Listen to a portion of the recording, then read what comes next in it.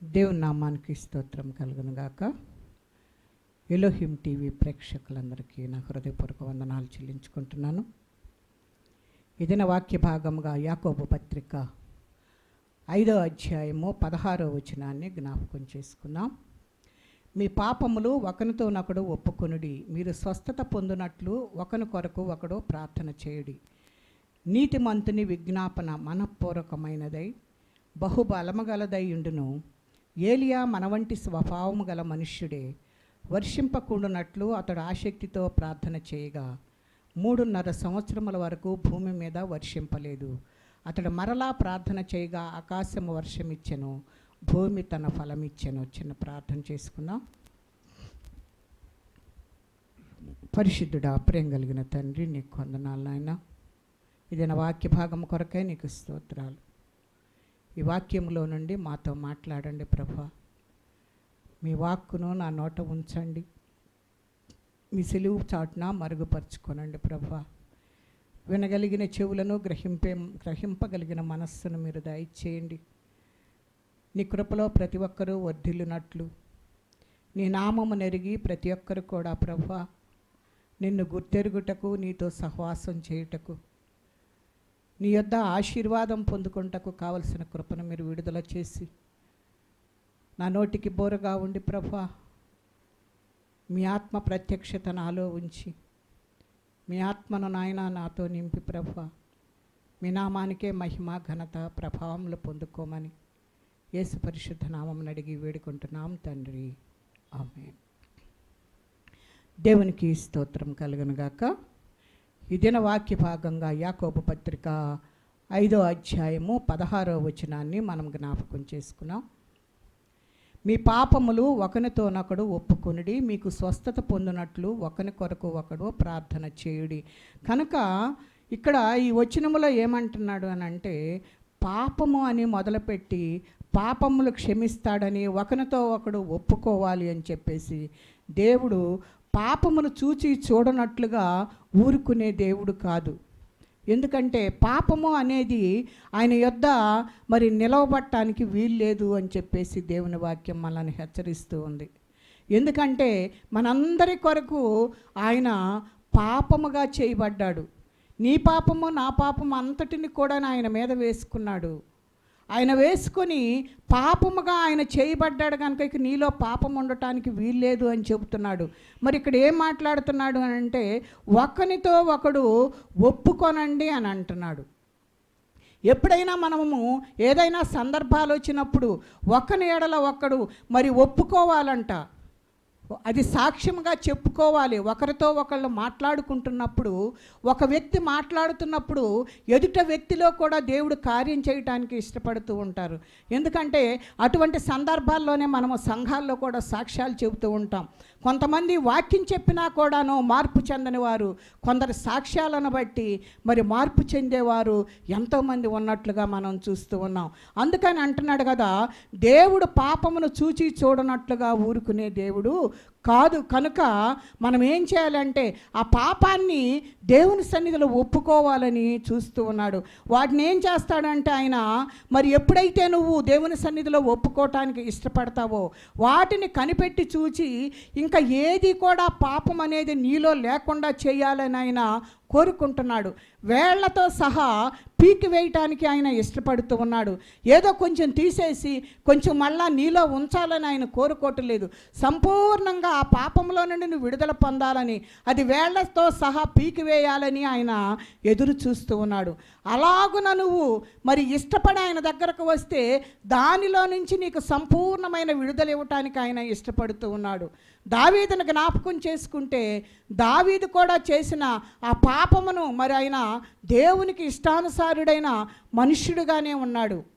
దేవునితో సహవాసం చేసే వ్యక్తిగానే ఉన్నాడు. ఆయనను ఆయన యొక్క పాపమును చూచినప్పుడు దేవుడు మరి ఆయనను చూడలేకపోయి మరి ప్రవక్తను పంపించినట్లుగా మనం చూస్తూ ఉన్నాం. మరి వెంటనే ఆయన ఏం చేశాడంటే సరి చేసుకోవటానికి ఇష్టపడ్డాడు. ఒకవేళ మనలో ఏదైనా పాపం ఉంది అని తెలిసినప్పుడు, వాక్యం ద్వారా దేవుడు నిన్ను గద్దించినప్పుడు, ఆ వాక్యము నీలో గుచ్చుకున్నప్పుడు, ఇది నా కొరకే అని అనుకున్నప్పుడు నువ్వు వెంటనే ఏం చేయాలంటే దేవుని సన్నిధిలో వాటిని విడిచిపెట్టాలి, అక్కడ ఒప్పుకోవాలి. నువ్వు ఎప్పుడైతే విడిచిపెడతావో అప్పుడు వర్ధిల్లుతావు. అందుకనే పాపాన్ని కప్పుకోకుండా ఒప్పుకోవాలి అన్నాడు. ఎవరైతే పాపాన్ని విడిచిపెడతాడో వాడు వర్ధిల్లుతాడు అని చెప్పేసి దేవుని వాక్యము మనలను హెచ్చరిస్తూ ఉంది. కనుక అది వేళ్లతో సహా పీకివేయాలని, కొంచెం సేపు మరి కొంత పాపము నీలో ఉండి మరి కొంత పాపము మరి నీలో ఉంచుకొని తీసివేసుకుంటే అది దేవునికి ఇష్టమైన కార్యము కాదు. కనుక వేళ్లతో సహా దాన్ని తుడిచివేయటానికి ఆయన ఇష్టపడుతూ ఉన్నాడు. అలాగున తుడిచివేసుకోవటానికి ఇష్టపడి రావాలని ఆయన కోరుకుంటున్నాడు. సంపూర్ణంగా నిర్మూలన చేసి నిన్ను ఒక పవిత్రురాలుగా చేయాలని ఆయన కోరుకుంటున్నాడు. కనుక అది ఆయన పని. ఎందుకు అనంటే నువ్వు పాపాన్ని విడిచిపెట్టడానికి ఇష్టపడుతూ ఉన్నావు కనుక ఆయన దానిలో నుంచి నీకు సంపూర్ణంగా విడుదల కలుగు చేయటానికి ఆయన ఇష్టపడుతూ ఉన్నాడు. కనుక అందువలన ఆయన రాజ్యములో ఎక్కడ కూడాను మచ్చ డాగు అనేది ఏది కూడాను అక్కడ ఆయనకు కనపడుతున్నట్టుగా లేదు. ఆయన రాజ్యములో ఇవన్నీ కూడా ఉండవు. అందుకని నిన్ను కూడాను ఏ మచ్చ ఏ డాగు ఏది కూడా లేకుండా చేసి ఆయన రాజ్యములోనికి నిన్ను పిలుచుకోవాలని మరి ఆయన చూస్తున్నాడు. ఏ కళంకము లేని దానివిగా, ఏ కళంకము లేనివాడిగా ఉండాలి అని చెప్పేసి ఆయన కోరుకుంటున్నాడు. కనుక మన పాపాలను అందుకనే ఒప్పుకోవాలి అని అంటున్నాడు. కనుక అలాగన ఒప్పుకుంటే జరిగే మరి అక్కడ కార్యం ఏంటి అని అంటే స్వస్థత అనేది వస్తుందని చెప్తూ ఉన్నాడు. స్వస్థత పొందాలి అంటే ఏం చేయాలంటే మీరు ఒకరి కొరకు ఒకరు ప్రార్థన చేయాలి అని అంటున్నాడు. అది ఎలాంటి ప్రార్థన అంటే ప్రభువు నామమును బట్టి ప్రార్థన చేయాలి అని చెప్పేసి, మరి పాపము ఉంటే ప్రభువు నామమును బట్టి ప్రార్థన చేస్తే మరి దానిలో నుంచి విడుదల పొందుతారు అని చెప్పేసి వాక్యం సెలవిస్తుంది. కనుక మనము ప్రభువు క్యారెక్టర్లోకి ఆయన నామములో మనము జీవించగలిగి ఉండాలి. కనుక ఇది ఒక ఆజ్ఞగా ఇస్తున్నాడు. కనుక నీతిమంతుడు అనగానే నీతిమంతుడు ఎవడూ లేడు. నీతిమంతుడు మనఃపూర్వకముగా మరి ప్రార్థన చేస్తాడని చెప్పేసి వాక్యం మనకు సెలవిస్తూ ఉంది. మనఃపూర్వకమైనదై బహుబలమగలదై ఉండును అని అంటున్నాడు. నీతిమంతుడు ఎవరంటే నీతిమంతుడు లేడు, ఒక్కడనూ లేడు అని చెప్తూ ఉన్నాడు. ఆ నీతిమంతుడు ఎవరు అని అంటే నీ కొరకు నా కొరకు ప్రాణం పెట్టిన ఆ నీతిమంతుడు యేసయ్య ఒక్కడే. ఆయన నీతిమంతుడు కనుక నిన్ను కూడా నీతిమంతుడుగా చేయటానికి ఆయన ఇష్టపడుతూ ఉన్నాడు. నువ్వు ఈ శాపములో నుంచి మరి రోగములలో నుంచి ఈ శ్రమలలో నుంచి నిన్ను బయటకు తీసుకుని వచ్చి దేవుడు నిన్ను మరి యోగ్యురాలుగా చేసి ఆయన రాజ్యంలో చేర్చుకోవటానికి ఆయన ఇష్టపడుతూ ఉన్నాడు. కనుక ఆ నీతిమంతుని యొక్క మరి ప్రార్థన మనఃపూర్వకమైనది అని అంటున్నాడు. కనుక నిన్ను నన్ను నీతిమంతులుగా తీర్చడానికి ఆయన నీతిమంతుడుగా ఈ లోకానికి వచ్చాడు. నీతిమంతుడుగానే నీ కొరకు మరి సిలువ వేయబడ్డాడు. నీతిమంతుడుగా నీ కొరకు రక్తం కార్చాడు. మరి 3 దినములు సమాధిలో ఉండి పునరుద్ధానుడై తిరిగి లేచి ఆ పునరుద్ధానపు శక్తిని నీకు ఇవ్వటానికి ఆయన ఇష్టపడుతూ ఉన్నాడు. కనుక నువ్వు ఆయనను కనుక అంగీకరిస్తే పాపము ఎరుగని ఆయన మరి నిన్ను పాపంగా చేయబడ్డ నిన్ను మార్చటానికి ఆయన ఇష్టపడుతూ ఉన్నాడు. ఆయన ఆ రీతిగా అంగీకరిస్తున్నాడు. ఎందుకంటే నువ్వు పాపమును విడిచిపెట్టి దేవుని యొద్దకు రావాలని ఆయన కోరుకుంటున్నాడు. కనుక మన నిమిత్తము ఆయన పాపంగా చేయబడ్డాడు. కనుక ఆ పాపాన్ని విడిచిపెడితే అది ఆయన మీదకు వెళుతుంది, అది ఆయన చూసుకుంటాడు. నువ్వు నీతిమంతురాలుగా తీర్చబడతావని చెప్పేసి దేవుని వాక్యం మనల్ని హెచ్చరిస్తూ ఉంది. కనుక నీతిమంతులమైతే దేవుని రాజ్యానికి వారసులం అవుతాం. కనుక ఆయన నామములోనికి మనం వెళ్ళినట్లయితే ఆయన మనకు అన్నిటినీ చేయటానికి ఇష్టపడుతూ ఉన్నాడు. నువ్వు ఏదడిగితే అది చేస్తాడు. ఎందుకంటే నువ్వు నీతిమంతునిగా తీర్చబడి ఆయనలో అంటుకట్టబడి ఉన్నావు. కనుక ఆ అంటుకట్టబడిన జీవితంలో నీవు మరి ఫలించే రీతిలోనికి ఆయన తీసుకొని వస్తాడు. నీకు ఏ సమయానికి ఏది కావాలో అది ఇవ్వటానికి ఆయన ఇష్టపడుతూ ఉన్నాడు. కనుక మనము మరి మన పాపములను మరి ఆయన యొద్ద ఒప్పుకునేవారిగా ఉండాలి. నువ్వు రహస్యంగా ఎన్నో పాపాలు చేస్తూ ఉన్నావు. ఆ రహస్య పాపాలన్నీ కూడా ఆయనకు తెలుసు. దావీదు కూడా అనుకున్నాడు కదా, నన్నెవరు చూడరు, నేను రాజును కదా, నన్నెవరు ఏం చేయటానికి వీల్లేదు అని అనుకున్నాడు. కానీ రహస్యంగా మరి లోకమంతటా కూడా ఆయన కనుదృష్టి సంచారం చేస్తూ ఉంది కనుక, ఆయన కనుదృష్టి కింద ప్రతి ఒక్కరము ఉన్నాము కనుక ఆయన కనుదృష్టికి అడ్డుగా ఏదీ రాదు. కనుక ఎవ్వరికీ తెలియకుండా దావీదు పాపం చేశాడు, కానీ అది దేవుడు బట్టబయలు చేశాడు. ఎందుకంటే ఆయన కనుదృష్టి ప్రతి ఒక్కరి మీద ఉంటుంది. కనుక ఒకవేళ మనుషులు చూడటం లేదు కదా, మనుషులకి ఎవరికి తెలియదు కదా అని నువ్వు అనుకోవచ్చేమో, మరి నేను చేసేది ఎవరికి తెలియదు కదా అని నువ్వు అనుకోవచ్చేమో, కానీ దేవుని యొక్క మరి శక్తి మనలోనికి రావాలి అంటే ఆ పాపం నుంచి మనం విడుదల పొందాలి. నువ్వు అది అందరితో ఒప్పుకోవాల్సిన అవసరం లేదు, కానీ ప్రతి ఒక్కరికి చెప్పి మరి నేను ఇట్లా అని అనుకోవాల్సిన అవసరం లేదు. కానీ నువ్వు దేవుని పాదాల చెంత, దేవుని సన్నిధిలో నువ్వు రహస్యంగా ఏమైతే చేసావో ఆ పాపాలన్నింటినీ కనుక నువ్వు ఒప్పుకున్నట్లయితే దేవుడు ఖచ్చితంగా నీకు విడుదలనీయటానికి ఇష్టపడుతున్నాడు.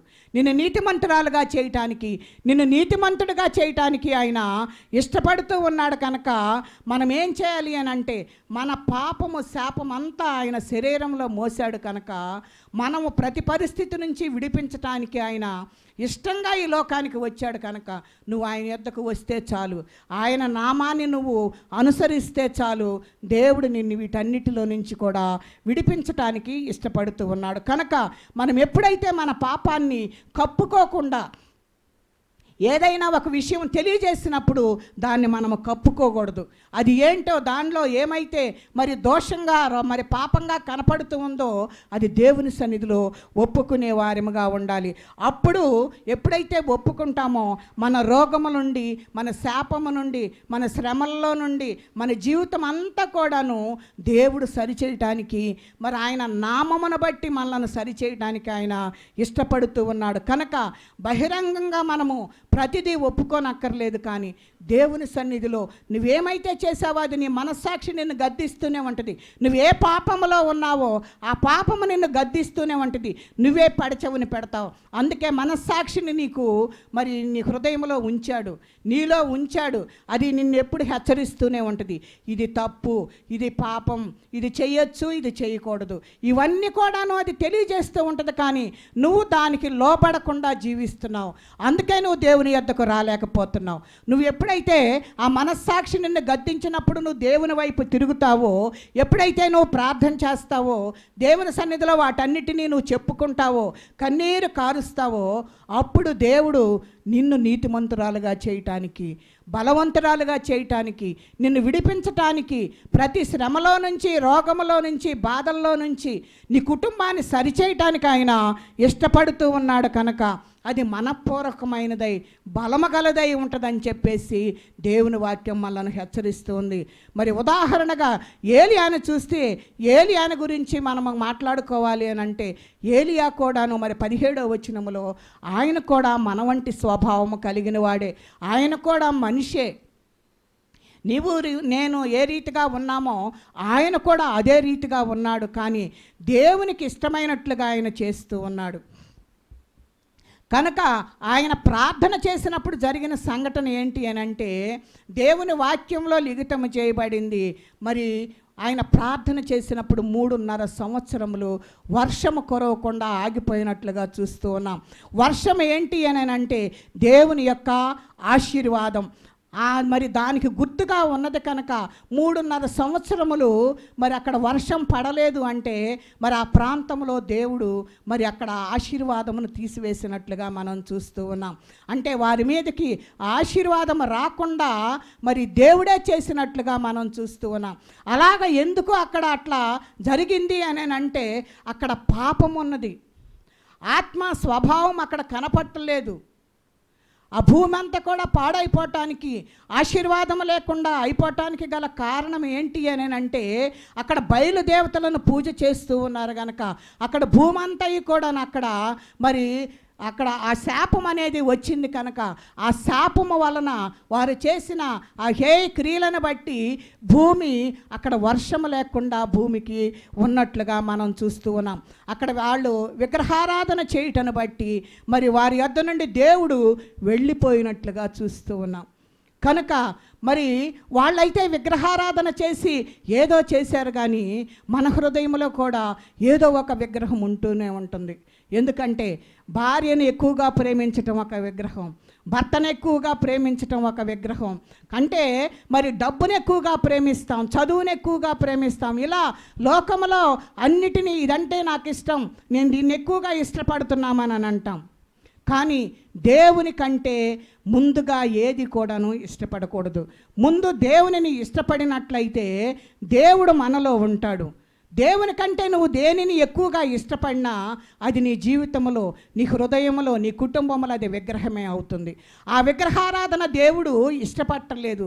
ఎందుకంటే ముందుగా నాకు స్థానం ఇవ్వాలి అని చెప్పేసి ఆయన కోరుకుంటున్నాడు. కనుక దేవునికి ప్రథమ స్థానం ఇద్దాం. ప్రతి విగ్రహాన్ని మన హృదయంలో నుండి తీసేసుకుందాం. వాళ్ళు బయలుదేవతలను పూజించి విగ్రహారాధన చేయటను బట్టి మరి అక్కడ ఉన్న ఆ ప్రదేశం అంతయు కూడాను మరి ఏం జరుగుతుందంటే వర్షము లేకుండా ఎండిపోయి జీవము లేని దానిగా అయిపోయినట్లుగా మనం చూస్తూ ఉన్నాం. దేవుడు వెళ్ళిపోతే అక్కడ ఆశీర్వాదం ఉండదని చెప్పేసి అక్కడ దేవుని వాక్యం ద్వారా మనం హెచ్చరించబడుతున్నాం. కనుక ఆ పరిస్థితులను బట్టి మరి ఇక్కడ చూస్తే ఏలియా చేసిన ప్రార్థన 3.5 సంవత్సరముల వరకు వర్షము లేదు. అంటే 3.5 సంవత్సరాలు వాళ్ళు మరి ఆశీర్వాదాన్ని కోల్పోయి 3.5 సంవత్సరాలు కరువులో జీవించినట్లుగా మనం చూస్తూ ఉన్నాం. మరి ఆ పరిస్థితులన్నిటినీ చూసి మరలా ఏలియా ఏం చేశాడంటే మరలా ప్రార్థన చేసినట్లుగా మనం చూస్తూ ఉన్నాం. మరి 3.5 సంవత్సరముల బయటికి వెళ్ళిన దేవుడు ఆ ఒక్క వ్యక్తి విశ్వాసంతో ప్రార్థన చేయటను బట్టి మరలా వర్షమునిచ్చినట్లుగా మనం చూస్తూ ఉన్నాం. ఆ వర్షం ఏంటి అని అంటే ఆశీర్వాదం. మరలా దానిలో నుంచి విడుదల పొంది, ఆ విగ్రహారాధనలో నుంచి విడుదల పొంది దేవునికి అయిష్టమైన ఏమైతే ఉండయో అవన్నీ విడిచిపెట్టుకుంటే మరలా దేవుడు ఆశీర్వాదాన్ని ఇవ్వటానికి ఆయన ఇష్టపడుతూ ఉన్నాడు. కనుక ఒకవేళ దేవునిని బయటపెట్టి నువ్వు ఆ విగ్రహాలను నీ హృదయంలో దాచుకున్నావు అని అంటే మరి నీకెంతో శ్రమ కలుగుతుంది. దాన్ని అనుభవించాలంటే నువ్వు చాలా మరి బాధపడాల్సి వస్తుంది. అది నీ జీవితంలో ఎంతో భయంకరంగా ఉంటుంది. కనుక నువ్వేం చేయాలి అని అంటే దేవునిని మాత్రమే నీ హృదయంలో ఉంచుకోవాలి.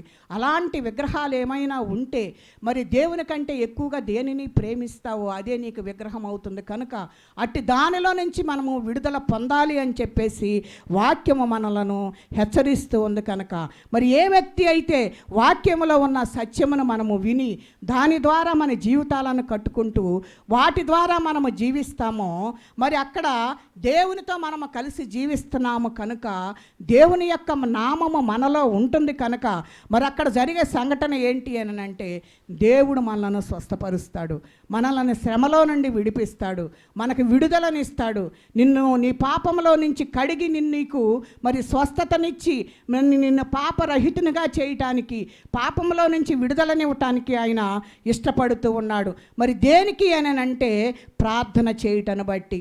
నువ్వు ఎప్పుడైతే ప్రార్థన చేస్తావో అప్పుడు దేవుడు నీకు వెంటనే మరి జవాబీయటానికి ఆయన ఇష్టపడుతూ ఉన్నాడు. కనుక మనము మనపూర్వకముగా దేవుని సన్నిధిలో ప్రార్థన చేస్తే అది బలముగా ఉంటుంది.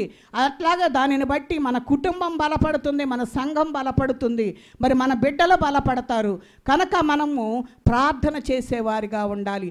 ఏలియా ప్రార్థన చేసినప్పుడు మరలా వర్షం వచ్చింది, అంటే ఆశీర్వాదం వచ్చింది.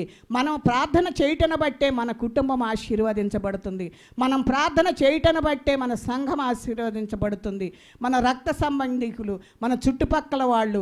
ఏదైనా ప్రార్థన ద్వారానే మనము వాటిని జయించగలమని చెప్పేసి మరి దేవుని యొక్క వాక్యము మనల్ని హెచ్చరిస్తూ ఉంది. కనుక మనము ముందు ప్రార్థన చేసేవారుగా ఉండాలి. కనుక మనకున్నది ఏంటి అనంటే ఆ బలమైనది ఏంటి అనంటే ప్రార్థనే. ఆ బలము కలిగిన ప్రార్థన మనందరం కూడా చేయగలిగినట్లయితే మళ్ళా ఏం చేస్తాడంటే ఆశీర్వాదాన్ని పంపించటానికి ఆయన ఇష్టపడుతూ ఉన్నాడు. కనుక 3.5 సంవత్సరములో పోయిన ఆశీర్వాదం అంతటిని మరలా మరి దేవుడు ఏలియా ప్రార్థించినప్పుడు ఇచ్చినట్లుగా మనం చూస్తూ ఉన్నాం. కనుక పరిశుద్ధాత్మలో మనం ఎదగాలి, దేవుని వాక్యంతో మనం ఎదగాలి. ఎందుకంటే తండ్రి వేరు, కుమారుడు వేరు, పరిశుద్ధాత్ముడు వేరు కాదు, కానీ ముగ్గురు కలిసిన వ్యక్తే తండ్రి. కనుక తండ్రి కుమార దేవుడు కనుక తండ్రి కుమార పరిశుద్ధాత్మ ఈ ముగ్గురు కూడాను మూడు మరి వ్యక్తిత్వాలు కలిగి ఉన్నవారు, అంతేగాని దేవుడు మాత్రము ఒక్కడే. కనుక మనం ఏం చేయాలి అని అంటే దేవునితో సంబంధం కలిగి ఉండాలి. దేవుడు ఏం చేశాడు అని అంటే లోకాన్ని ప్రేమించాడు, అది తండ్రి చేసిన పని. కుమారుడు ఏం చేశాడు అంటే ఈ లోకంలోని వారందరూ కూడాను పాపంలో కొట్టుకొని పోతున్నారని వారి కొరకు నేను ప్రాణం పెట్టడానికి, నా రక్తమంతా ఇవ్వటానికి మరి నేను ఇష్టపడి వస్తున్నానని నీ కొరకు ప్రాణం త్యాగం చేసి నీకు విడుదల కలిగించటానికి కుమారుడు చేశాడు. మరి పరిశుద్ధాత్మ దేవుడు ఏం చేశాడు అని అంటే మరి కుమారుడు చనిపోయి మరి తండ్రి యొద్దకు వెళ్ళి నీ కొరకు నా కొరకు మొరపెడుతూ ఉన్నప్పుడు నీకు ఆదరణకర్తగా ఉండటానికి పరిశుద్ధాత్మ దేవుణ్ణి లోకానికి పంపించినట్లుగా మనం చూస్తూ ఉన్నాం. కనుక ముగ్గురు మూడు వ్యక్తిత్వాలుగా ఉండి ముగ్గురు మూడు రకాలైన కార్యాలు చేశారు. కనుక దేవుడు ఒక్కడే, వేరు వేరు అని మాత్రం మనం ఎప్పుడు కూడా మరి అనుకోకూడదు అని చెప్పేసి దేవుని యొక్క వాక్యం మనల్ని హెచ్చరిస్తూ ఉంది. కనుక మనం ఏం చేయాలంటే సత్యము వైపుకు మళ్ళించబడాలి, సత్యములో జీవించాలి. వాక్యమే సత్యము. మరి ఆయన నేనే మార్గము సత్యము జీవము అని అన్నాడు. ఆయన మార్గంలోనికి మాత్రమే మనము రావాలి. ఆయన మార్గంలో నుండి మాత్రమే మనము పరలోకానికి తండ్రి యొద్దకు మనము చేరలేం. అందుకని ఆయన మార్గమై ఈ లోకానికి వచ్చాడు. ఎందుకంటే మరలా అదే మార్గంలో ఆయన వెళ్ళాడు. నిన్ను నన్ను తీసుకుని వెళ్ళటానికి మరలా ఆయన ఈ లోకానికి రాబోతున్నాడు. కనుక నీవు నేను ఏంటంటే ఆయన మార్గంలో ఉండేవారుగా ఉండాలి, ఆయన ఆశీర్వాదములు అనుభవించేవారుగా ఉండాలి. కనుక దేవుని వర్షము మన మీద, మన కుటుంబాల మీద, మన సంఘాల మీద ఉండాలి. మనము ప్రార్థన చేస్తే మరి మన పాపములను మనము ఒప్పుకోగలిగితేనే మనము ప్రార్థన చేయటానికి అర్హులముగా ఉంటాం.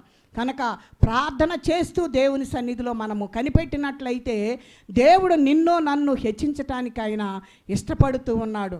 కనుక ఏలియా మన వంటి స్వభావము కలిగిన వాడే. ఆయన ప్రార్థన చేయగానే ఆగిపోయింది, మరలా ప్రార్థన చేయగానే మరలా వర్షం వచ్చినట్లుగా మనం చూస్తూ ఉన్నాం. కనుక మనము ఆశీర్వాదకరముగా ఉండాలి అంటే, మనము దీవించబడాలి అని అంటే ఆ పరిశుద్ధాత్మ వర్షము మన మీద, మన కుటుంబాల మీద, మన సంఘాల మీద ఉండాలి. ఆ స్థితిలోనికి మనం వెళ్ళాలి అని చెప్పేసి దేవుడు మరి ఎంతగానో కోరుకుంటున్నాడు. కనుక మనం ఏం చేయాలి అని అంటే ప్రార్థన అనేది చాలా ప్రాముఖ్యమైనదిగా మనం ఎంచుకోవాలి. దేవునికి ప్రథమ స్థానం ఇచ్చేవారుగా ఉండాలి అని చెప్పేసి దేవుడు కోరుకుంటున్నాడు. కనుక మరి పాపిని మరి ఈ పాప మార్గంలో నుంచి తప్పించేది ఏంటి అని అంటే ప్రార్థనే. మనం ఇతరుల కొరకు ప్రార్థన చేసినప్పుడు, కొంతమంది సాక్ష్యాలు విన్నప్పుడు వాళ్ళు ఏం చేస్తారంటే ప్రభు తట్టుకు తిరుగుతారు. ప్రభు తట్టుకు తిరగటం అంటే ఏంటి అని అంటే వారి పాపాలను వాళ్ళు ఒప్పుకొని మరి వాళ్ళు ఏం చేస్తారంటే దేవుని వైపుకు తిరగటానికి వాళ్ళు ఇష్టపడుతూ ఉంటారు. ఎందుకంటే వాళ్ళు పాపము నుండి మళ్ళించబడతారు, దేవుని వైపుకు తిరగటానికి ఇష్టపడతారు, దేవుని యొక్క వర్షములోనికి రావటానికి వాళ్ళు ఇష్టపడుతూ ఉంటారు. కనుక మరణము నుండి తప్పించి వారి పాపములను మరి కప్పుకోకుండా ఒప్పుకునే పరిస్థితుల్లోనికి వస్తారు. ఎందుకనంటే వారి పాపాలను ఒప్పుకోవటానికి వాళ్ళు ఇష్టపడుతున్నారు, ఆయన నామమును ధరించటానికి వాళ్ళు ఇష్టపడుతున్నారు. కనుక మనము అలాంటి పరిస్థితుల్లోనికి అనేకులను నడిపించేవారుగా ఉండాలి అంటే మనకు పరిశుద్ధాత్మ సహాయము ఎంతైనా అవసరమైనది. కనుక ఇప్పుడు పరిశుద్ధాత్మను మనం వేడుకోవాలి. నాకు సహాయం చేయయ్యా, నీ శక్తిని నాలోనికి పంపించు, నీ పరిశుద్ధాత్మ శక్తితోటి నన్ను నింపి అనేకులను నీ వైపుకు త్రిప్పగలిగిన వారుగా మమ్మలను చెయ్యయ్యా అని చెప్పేసి మనం ప్రార్థించేవారుగా ఉండాలి. మనము, మన కుటుంబము, మన బిడ్డలు మనమే రక్షించబడితే చాలదు, కానీ మనము అనేకుల కొరకు ప్రార్థన చేసేవారుగా ఉండాలి. అనేకులను ప్రభువు రక్తం వైపు మరి ప్రభువు శిలువ కార్యం వైపు తిప్పేవారుగా ఉండాలి. ఎందుకంటే దాని ద్వారానే మనకు రక్షణ దొరుకుతుంది, అది ఎరిగితేనే మనకు రక్షణ భాగ్యం కలుగుతుంది. కనుక మనము ప్రభు రక్తంలో కడగబడిన వారము, మనము కూడా అనేకులను ఆయన రక్తంలో కడగబడటానికి పాపులైన వారిని అనేకులను మరి యేసయ్య నామం అనే మార్గములోనికి మనం నడిపించేవారుగా ఉండాలి. ఆయన నామములోనే శక్తి ఉంది, ఆయన నామములోనే బలం ఉంది, ఆయన నామములోనే మనకు విడుదల దొరుకుతుంది. కనుక ఆయన నామములోనికి మనం రావాలి అని చెప్పేసి కోరుకుంటున్నాడు ఆయన. కనుక ఆయన రక్తమే మనలను శుద్ధి చేస్తుంది, నిన్ను నన్ను శుభ్రం చేస్తుంది. కనుక ఆయన శిలువ కార్యం ద్వారా మాత్రమే నీవు నేను రక్షించబడవలమని దేవుని యొక్క వాక్యము మనకు సెలవిస్తూ ఉంది. కనుక మనము దేవుని యొక్క కృపను బట్టి రక్షించబడ్డాము. కనుక మన యొక్క అనేక పాపములు తుడిచిపెట్టబడినాయి. కనుక దేవునితో మనము ఎడబాటు లేకుండా జీవించాలి. ఈ రీతిగా కనుక మనము లేకపోతే దేవునితో ఎడబాటు కలిగి ఉంటాం, ఆశీర్వాదాన్ని కోల్పోతాం. దేవునికి దూరంగా వెళ్ళిపోయి దేవుడు నాకేం చేయలేదని అని అనుకుంటాం. నువ్వు దేవునితో దగ్గరగా ఉంటే దేవుని యొక్క ఆశీర్వాదం నీలోకి వస్తుంది. నువ్వు దేవునికి దూరమైన కొద్దీ నీ కుటుంబంలో శ్రమలో నీకు నెమ్మది ఉండదు. నువ్వు ఏ రీతిలో ఉన్నావో మరి ఆ స్థితిలో నువ్వు నెమ్మది లేని స్థితిగా ఉంటావు, కానీ ఆనందం కలిగి జీవించలేవు. కనుక నువ్వు దేవునిని కలిగి దేవునిని దూరం చేసుకోకుండా దేవునితో నువ్వు సన్నిహితంగా దేవునితో సహవాసం చేసినట్లయితే దేవుని యొక్క ఆశీర్వాదము మరలా నీకు వస్తుంది. ఒకవేళ గతించిన జీవితంలో నీకు మరి నీ స్థితి ఎండిపోయిందేమో, వర్షము లేకుండా ఆశీర్వాదము లేకుండా ఎండిపోయిందేమో, అయినా సరే నువ్వు మరలా మనఃపూర్వకముగా దేవుని దగ్గరకు వస్తే మరలా ఆ వర్షము నీ మీద కురుస్తుంది, ఆ ఎండిన జీవితము చిగురిస్తుంది. మరలా ఆశీర్వాదాలన్నీ దేవుడు నీకు అనుగ్రహించటానికి ఆయన ఇష్టపడుతున్నాడు. కనుక నిన్ను మరణము నుండి తప్పించగలిగిన దేవుడు ఆయన ఒక్కడే. కనుక అది జ్ఞాపకం చేసుకుంటూ ఈ లోకంలో అందరము మరణిస్తాం, కానీ ఆ రెండవ మరణము నుండి తప్పించేది ప్రభు అయిన యేసుక్రీస్తు వారు మరి మనకు మార్గం చూపించి వెళ్ళాడు. కనుక ఆ మార్గంలోనికి మనందరం కూడా వద్దాం. మనందరం కూడాను ఈ లోక పాప శాపములో నుండి విడుదల పొంది ఆయన రక్తంతో కడగబడి ప్రభు మార్గంలోనికి వెళ్ళి మరి ఆయనతో సహవాసం చేద్దాం. ఆ పరలోక రాజ్యంలో మనందరం కూడా వారసులం అవుదాం. దేవుడు ఇటు మాటలు మన వినికిడిలో దీవించి ఆశీర్వదించునుగాక. దేవుడి కొద్ది మాటలు దీవించునుగాక. చిన్న ప్రార్థన చేసుకుందాం. దేవానికి స్తోత్రాలు, వినిన వాక్యమును బట్టి నీకు వందనాలు. మేము ఎలాగ ఉండాలో ప్రభువా మీరు మాట్లాడుచు ఉన్నారు. మేము ఏ స్థితిలో ఉన్నామో మమ్మల్ని అందరినీ సరిచేసి విన్న వాక్యం ద్వారా జీవించడానికి కావలసిన కృపనిచ్చి నీ కృపలో మమ్మల్ని అందరినీ భద్రపరిచి నీ రాజ్య వారసులుగా ఉండుటకు, నీ రాజ్య వ్యాప్తి కొరకు నీ నామమును ధరించుకొని అనేకులను మీ వైపు మళ్లించుటకు కావలసిన కృపను మా అందరికీ విడుదల చేసి అయా ఈ లోకంలో నాయన ఉన్న ప్రతి ఒక్కరిని కూడాను నీ రాజ్య వ్యాప్తులుగా ఉండుటకు సహాయం చేయమని, నీ కృపతో ప్రతి ఒక్కరిని బలపరచమని, అనేకులు లోబడుటకు కావలసిన కృపను మీరు విడుదల చేసి అనేక ఆత్మలను మీకు అప్పగించుటకు కావలసిన కృపను దయచేయమని యేసు పరిశుద్ధ నామమును అడిగి వేడుకుంటున్నాం తండ్రి. ఆమేన్. అందరికీ వందనాలు.